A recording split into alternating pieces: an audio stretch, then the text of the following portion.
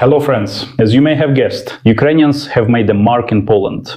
But in this video, we'll break down how fake news and crime reports shape the information landscape in sunny Poland, the principles by which politicians spread fakes, and how everyday fights turn into sensational headlines. Let's be honest right away, Ukrainian migrants are not saints, but they're also not the horned demons from scary news stories. We separate facts, emotions, and real statistics from plain clickbait.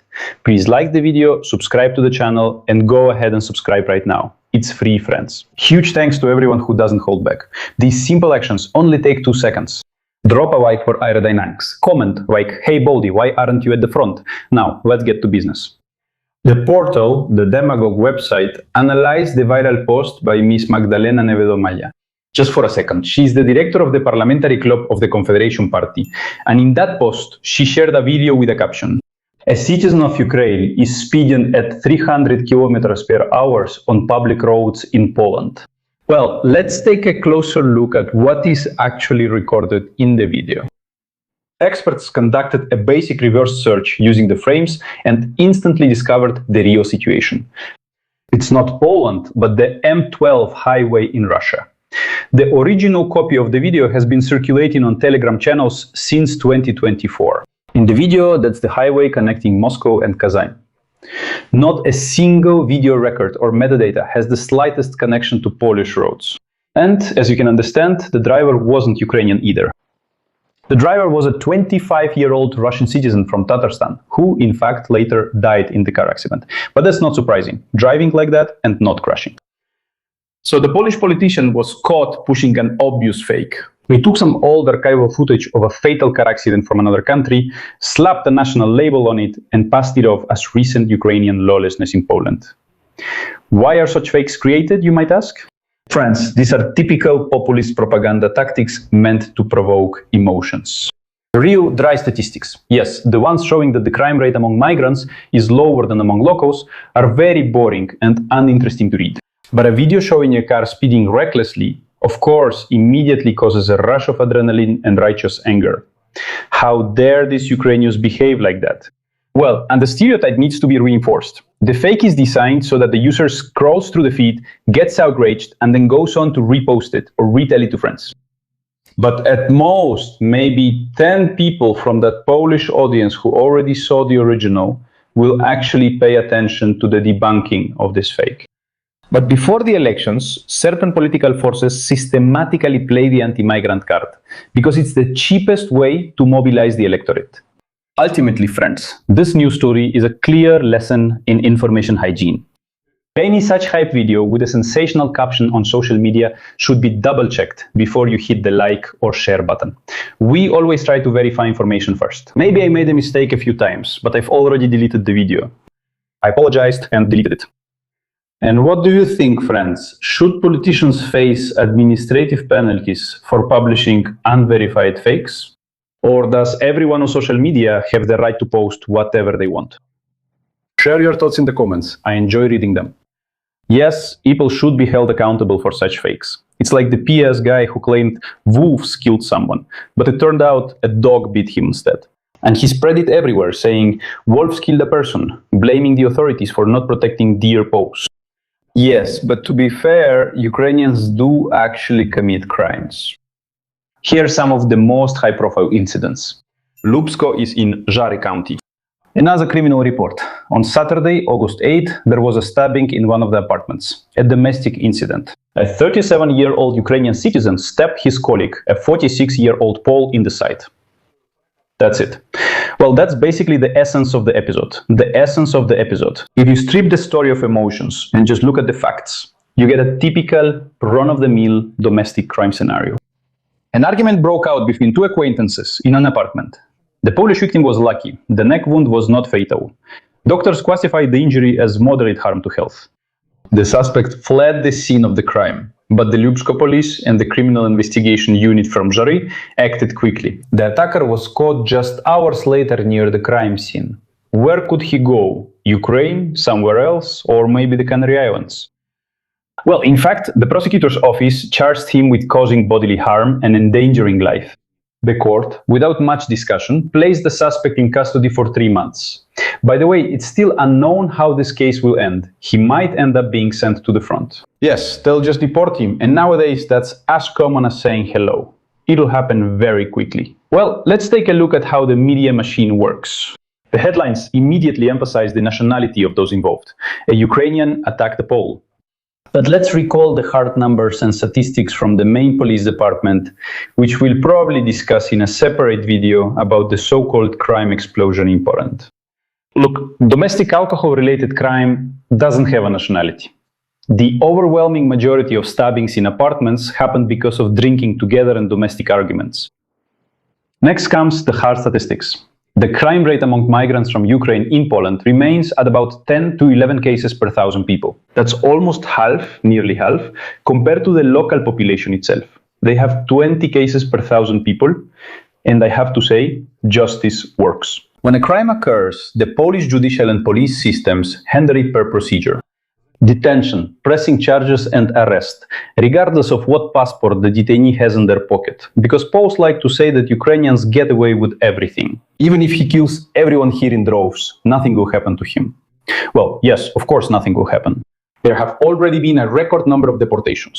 But some Poles, I don't know if they're bots or real Poles, keep insisting, oh, they just let them go and that's it. It's not even that they let them go. They don't even detain them. So, let's get back to the topic. This is just a banal, unpleasant case of everyday crime, which law enforcement quickly stopped, and the attacker was sent to a cell to await trial. They're trying to turn a stabbing between two acquaintances into some kind of global national conflict. This is a standard tactic to stir up emotions in the comments, friends. But look, and I'll repeat myself again, we've already explained the difference. I think that mature, reasonable people understand the difference between a crime motivated by national hatred and intolerance and just ordinary, banal crime. When you threaten someone with a knife, yelling, "Ukrainian whore, I'll stab you," that's one situation.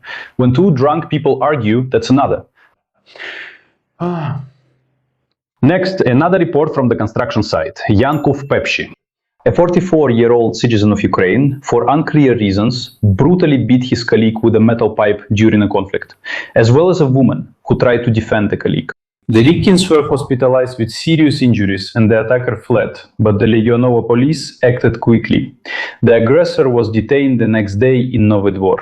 The court placed him in custody for 3 months, and he now risks a long prison term or deportation to the front lines. Friends, once again the headlines are emphasizing nationality, but in my opinion this is a classic workplace crime involving severe physical violence which we absolutely condemn. But they didn't fight because one was Polish and the other was Ukrainian. They just had some other disagreement. Next, Olesnica. A detective story. A 20-year-old Ukrainian, fleeing a chase and running red lights, crashed into a police car blocking his path. Well, that's a police van. The reason for the panic turned out to be trivial. The guy simply didn't have a driver's license. To avoid an administrative fine for driving without documents, he received a criminal charge for ignoring a stop order, risking up to 5 years in prison. The court delivered a verdict in an expedited manner, and the police handed the offender over to the border guard with a request for deportation. Again, friends, right? A loud headline with an emphasis on nationality. But in reality, it's just a foolish attempt to avoid a minor offense that turned into criminal charges and deportation. Yes, the law is strict, especially for those who turn the streets into GTA. Of course, we can't say a single word in defense here. We'd like to, but we can't. Next, Mishkov. Another report for the crime news department. A Ukrainian man, 51 years old, started a conflict at the station, attacked the conductor, and after the court imposed restrictions on him, ignored police supervision and tried to escape. What really happened? Yes, if you set aside emotions and look at the bare facts, it's just some kind of systematic repeat offense. An intoxicated passenger, it's almost completely clear. He had 1.7 promille of alcohol in his blood. Got into an argument with the conductor without a ticket and started using force. In Poland, a conductor on duty is treated like a public servant. That's a functionary, a public official, which is why the case immediately fell under a serious charge. While the prosecutor showed leniency, maybe even more than he should have, and assigned police supervision. The obligation is to check in twice a week. But citizen, I don't need that crap. I have things to do. He didn't show up for the very first check-in and ran away from his place of residence. But here's how the story ends. Law enforcement quickly found the fugitive, detained him and handed him to border guards to begin deportation without formalities. Reinforcements will be sent to the front. Well, that's how it is, friends. A clear demonstration of how the state apparatus responds to habitual offenders. Quite promptly, in my opinion. Well, although from the very beginning, yes, there was a chance to make things right, petty thefts and substance possession lingered within the normal criminal process for some time. But assaulting an official and blatant disrespect for a court decision, well, that's escaping supervision. Immediately trigger the ultimate measure, which is revocation of the right to stay in the country. I suspect the person isn't mentally stable, but that's no excuse. That's his problem. That's it. Just like with drunk drivers or everyday idiots, Polish laws work the same way. That's it. So police statistics show that the vast majority of migrants live and work legally. But incidents like this create a negative image for everyone else. Unfortunately, that's how it is. Friends, what do we have in the end? In the end, this is a classic example of how trying to avoid responsibility turns an ordinary, yes, criminal case into an inevitable one-way ticket. Deportation and abandoned entry. Should someone be deported right away for the very first attack on a conductor, or not? Share your opinion in the comments. Friends, well, the main conclusion from this whole story, I think, is that simple. We have two parallel processes in front of us, which absolutely must not be confused if we want to maintain any kind of information hygiene, or at least something resembling it. On one hand, there's real crime, every day, drunken and stupid. People stab each other in apartments, swing pipes at construction sites, try to run from the police without a license and drive drunk. Does it happen? It happens regularly.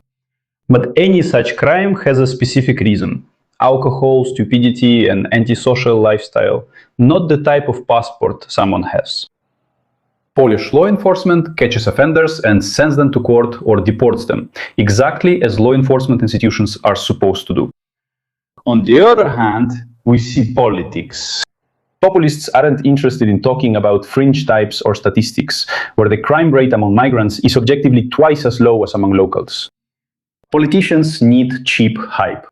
That's why they use fake stories about roads between Kazan and Moscow and emphasize nationality in everyday stabbings.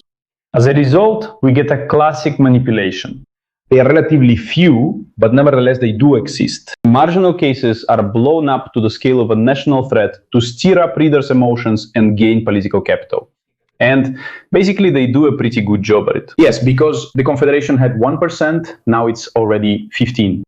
There's still a year until the elections, and the outcome is unknown. In short, the moral is simple. Use your head, think critically, and check the facts. Subscribe to the channel, and don't let yourself become a tool of someone else's propaganda. I mean, our channel, work only with facts.